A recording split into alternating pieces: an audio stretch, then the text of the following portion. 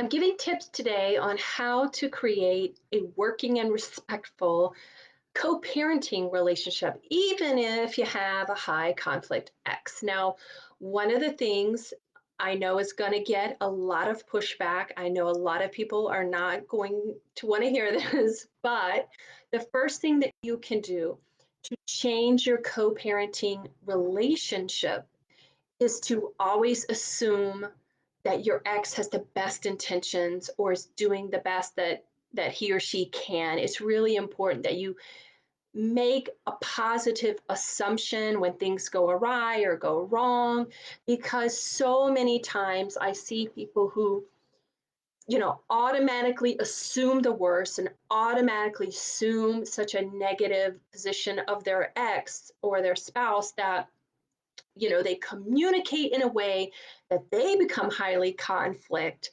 and also that also sets the ex on a defensive posture so that they really don't want to communicate, and also they feel controlled, and that also will set your co-parent off in a negative way as well. So you want to start off by assuming the best, or that is an innocent mistake. And I have a whole funny story about that I talk about quite a bit about my kid's stepmom and I. So if you haven't checked that out, definitely check that out, about something that my son said. And of course, I assumed the best, and it all worked out in the end. But so making the assumption towards the positive, because you would want that too. You would want that if your kid said something that seemed like a little off, that the other co-parent would not automatically jump to conclusions or not automatically jump to something super, super negative.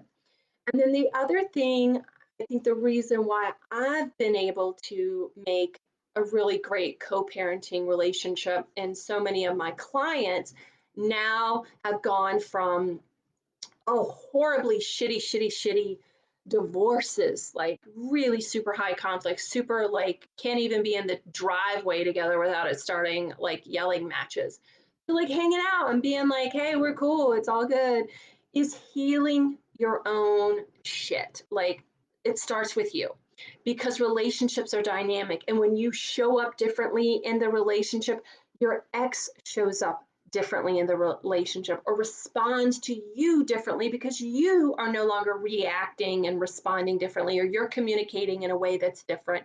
So relationships are dynamic, and how one person shows up in the relationship, then the other person responds in kind. So I've seen this over and over and over, where even I have been shocked. Like, I'm like, y'all are what? Y'all are hanging out? 6 months ago, you were screaming at each other in the driveway. So to see that is like really transformative, and it's like so amazing, because then the kids are the one that benefit from this. The kids are the one that went out in the end, and again, you have peace of mind. Your children can love both parents and don't feel like they're put in the middle of it, or feel like, oh, I gotta not tell mom this and not tell dad that. And just amazing to have just an open relationship. So heal your own stuff, learn what your triggers are, learn what your inner triggers are and your inner unresolved issues are, so that you can show up differently, but also know your hot buttons, so that when your ex pushes those buttons, whether it's on purpose or accidental, you're just totally like calm, and you're totally aligned, and you're totally like at peace and calm no matter what. And then your kids aren't put in the middle of it. But also, I tell you, the thing is, when you heal yourself, then you recognize your spouse's shit, and you don't get triggered by that, and you are no longer reacting to their toxic stuff. You have compassion, you have patience, you're at peace no matter what. And again, it keeps that relationship like flowing and moving along, and it doesn't derail the communication and derail the whole relationship. Trust me, been there, done that. I have a working relationship, but it's not perfect, and we don't always agree. But the key is, like, we keep moving, we keep progressing, we keep moving forward, and we always have the kids like at heart. And so That's really the relationship you want to create. And divorce does not mean the end of your relationship if you have kids. This is the biggest mistake people make. They think that divorce is going to solve their problems. Divorce is just, you're still going to have to communicate with your ex if you have kids. And if you had communication problems during the marriage, you're still going to have those communication problems during the divorce. You're just exchanging one set of problems for a new set of problems. So you have to figure out how you're going to resolve those problems either way. And it begins with you. You can take control, you can create boundaries, you can show up differently. Trust me, it's possible.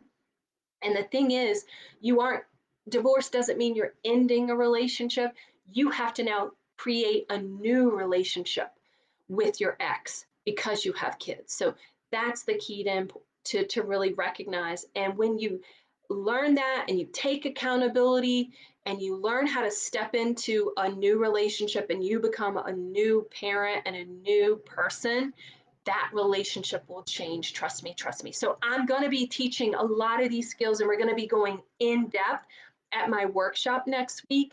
So if you haven't registered for the Peace After Divorce workshop that I'm doing online next Saturday, please join the link below. I cannot wait to see you there. We're going to talk in depth about any topics that you want to talk about: letting go of loneliness, healing the abandonment, healing from betrayal, learning to trust again, learning to let go, how to set boundaries with the ex, all that good stuff. So join me live next week. I'm going to put the link below and I cannot wait to see you soon. Bye.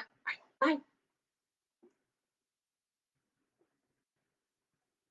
Oh, I see Wendy and CJ and Rebecca. Hi, y'all.